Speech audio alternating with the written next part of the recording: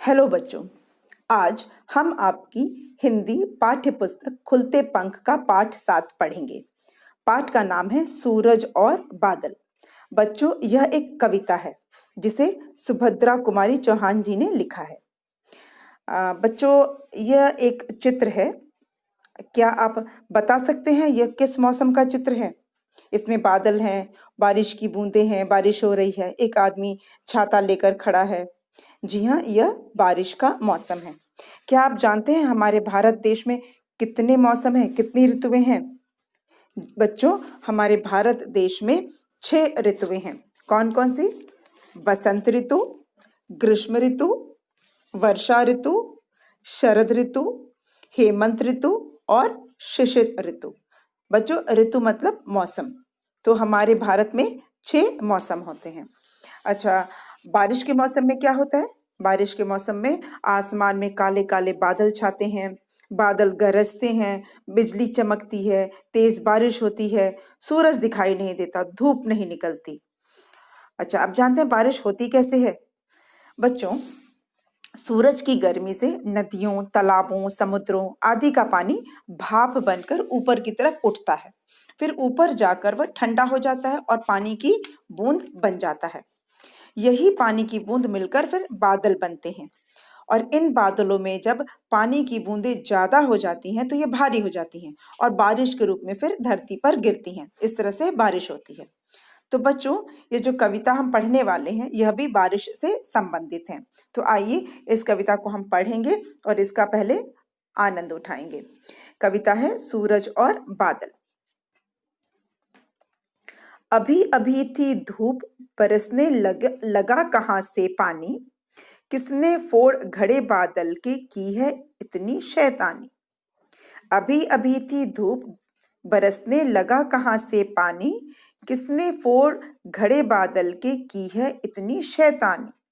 सूरज ने क्यों बंद कर लिया अपने घर का दरवाजा। उसकी माँ ने क्या उसको बुला लिया कहकर आजा। सूरज ने क्यों बंद कर लिया अपने घर का दरवाजा। उसकी माँ ने क्या उसको बुला लिया कहकर आजा।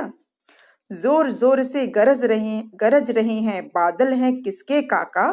किसको डांट रहे हैं, किसने कहना नहीं सुना माँ का। जोर जोर से गरज रहे हैं बादल हैं किसके काका। किसको डांट रहे हैं, किसने कहना नहीं सुना माँ का। सुभद्रा कुमारी चौहान। तो बच्चों, यह थी कविता।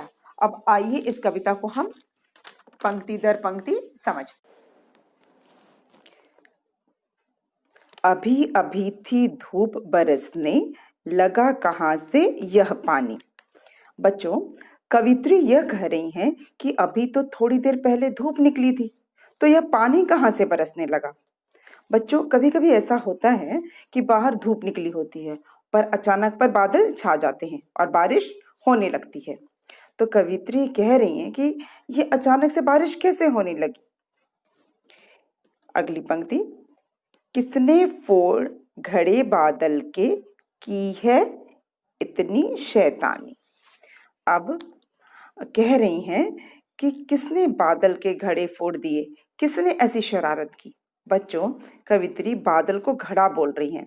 जैसे घड़े में पानी रखते हैं ना, वैसे ही बादल रूपी घड़े में पानी है। और कवित्री कह रही हैं कि लगता है किसी शरारती बच्चे ने वह घड़ा फोड़ दिया है, जिससे बादल का सारा पानी गिर गया है, बारिश होने लगी है। आगे की पंक्ति, सूरज ने क्यों बंद कर लिया अपने घर का दरवाजा। अब क्या कह रही हैं? देखिए बच्चों, जब बारिश होती है तो आसमान में सूरज दिखाई नहीं देता, मतलब धूप नहीं निकलती है और जो सूरज है वो बादलों के पीछे छिप जाता है।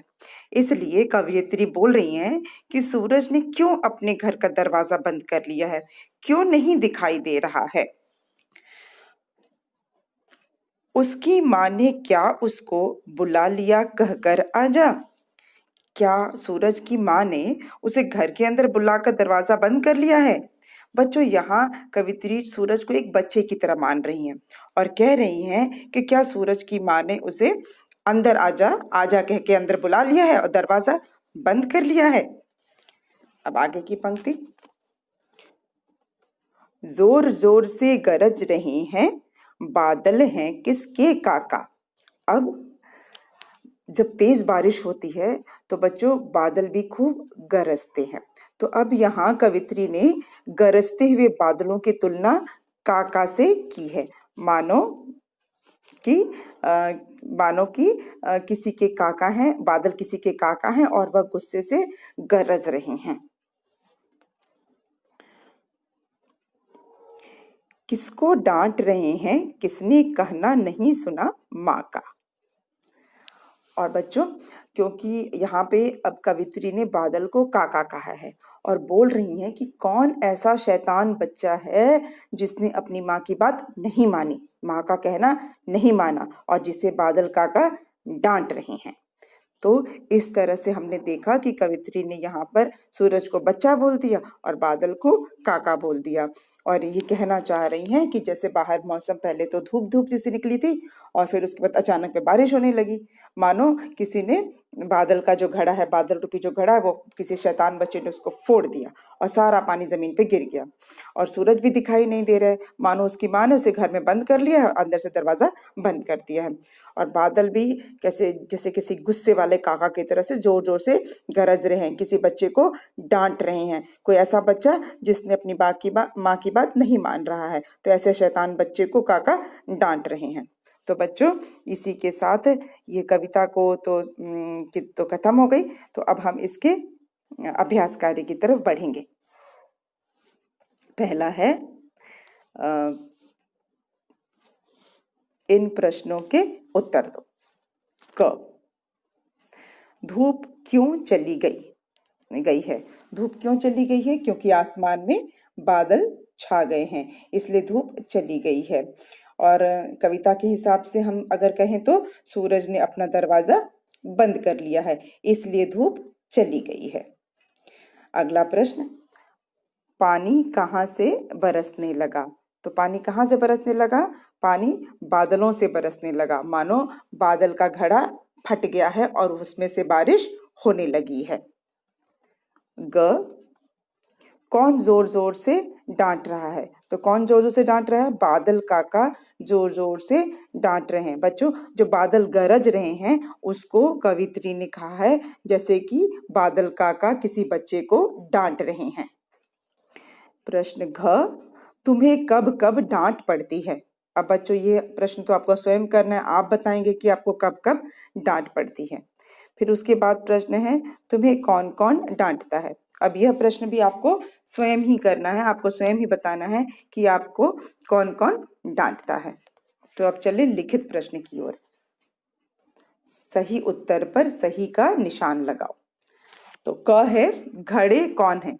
हमारे पास विकल्प है बादल, सूरज। तो घड़े कौन है? घड़े हैं बादल, सही विकल्प है बादल। अब ख, काका कौन है। विकल्प है हमारे पास बादल और सूरज। तो कौन, कविता के हिसाब से काका कौन है? काका बादल है। अब दरवाजा किसने बंद कर लिया है। विकल्प है सूरज ने या माँ ने। तो सूरज ने, कविता के हिसाब से सूरज ने अपना दरवाजा बंद कर लिया है माँ के कहने पर। यह कविता किस ऋतु की है। बच्चों जैसा कि कविता से ही समझ में आ रहा है कि बारिश हो रही है, तो यह कविता जो है वो वर्षा ऋतु की है। तो इसके साथ ही यह अभ्यास खत्म हुआ। अब चलते हैं अपने हम दूसरे अभ्यास की ओर। भाषा से पढ़ो और नाम जानो। बच्चों यहाँ पर आप देख सकते हैं कि चित्र दिया गया है, ठीक है। पहला चित्र है बच्चों बादल। अब बादल को हम और भी कई नामों से पुकार सकते हैं, बोल सकते हैं। बच्चों यहाँ नीचे दिया गया है मेघ घन। बादल को मेघ भी कहते हैं और घन भी कहते हैं।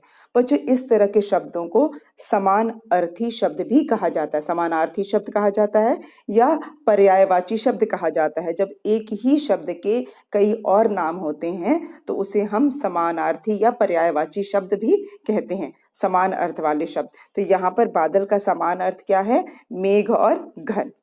अब दूसरा चित्र है सूरज का। सूरज को और हम क्या क्या बोल सकते हैं? सूरज को हम सूर्य बोलते हैं, रवि बोलते हैं। ये सूरज के समान नाम है, समान अर्थ वाले नाम हैं। फिर है हमारे पास मटका। अब मटका को गागर भी कहते हैं, कलसा भी बोलते हैं। तो ये मटका, गागर, कलसा ये सब पर्यायवाची नाम हैं। अब हम चले नए अगले अभ्यास की ओर, तो वो है शब्द बनाओ।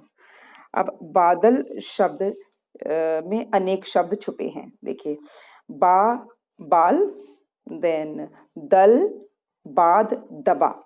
तो दरवाज़ा शब्द में छुपे शब्द हमें लिखने। जिस तरह से बादल शब्द से बाल, दल और बाद बना है, उसी तरह से दरवाज़ा शब्द से हम और कितने शब्द बना सकते हैं।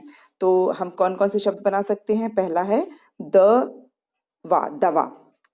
फिर हम बना सकते हैं जार। उसके बाद बन सकता है दर। फिर बन सकता है वार। फिर हो सकता है रवा। फिर हो सकता है रजा।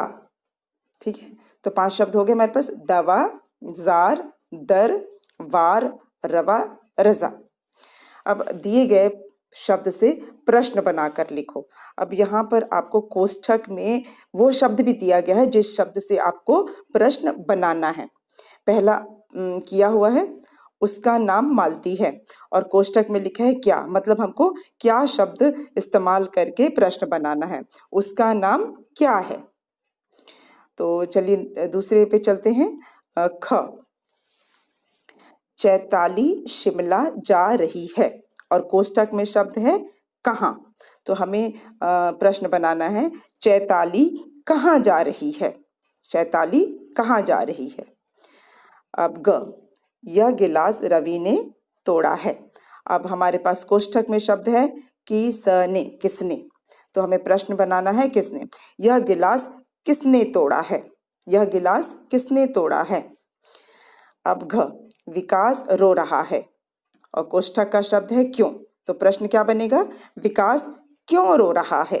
विकास क्यों रो रहा है। अब अंग, माँ शैली को बुला रही है।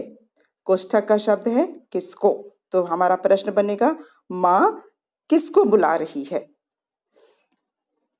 अब अभ्यास आगे का। अब करने की बारी। कविता याद करके कक्षा में सुनाओ। तो बच्चों, ये कविता आपको कंठस्थ करनी है, आपको याद करना है, और जब विद्यालय खुलेंगे तो आप अपने विद्यालय में इस कविता को सुनाएंगे। उसके बाद है बादल के बारे में कोई और कविता पढ़ो और सुनाओ। तो जैसे यह कविता बादल के बारे में थी, बारिश के बारे में थी, वैसी ही कोई भी एक दूसरी कविता, अन्य कविता आपको पढ़ना है और उसे सुनाना है। फिर है ग, बिंदु मिलाकर चित्र पूरा करो और रंग भरो। अब नीचे 2 चित्र दिए गए हैं, बिंदुओं से इस चित्र को बनाया गया है। तो आपको पहले ये बिंदुओं को जोड़ कर चित्र को पूरा कीजिए। और पहला चित्र है बादल और दूसरा चित्र है सूरज। तो आपको इन दोनों चित्रों को पहले पूरा करना है और फिर उसके बाद इसमें रंग भरने हैं। बादल में आपको सलेटी रंग भरना है, थोड़ा काला काला सलेटी रंग। बादल क्योंकि पानी भरा होता है, तो उसमें हम थोड़ा सलेटी और काला टाइप का रंग करेंगे। और उसके बाद नीचे जो सूरज बना है वो से आपको पीला और थोड़ा सा नारंगी रंग मिलाकर इसमें करना है, ताकि सूरज और उसकी चमक को हम दिखा सकें। तो इसके साथ ही आपका यह पाठ पूरा हुआ, और उम्मीद है आपको पाठ अच्छे से समझ में आया होगा। धन्यवाद।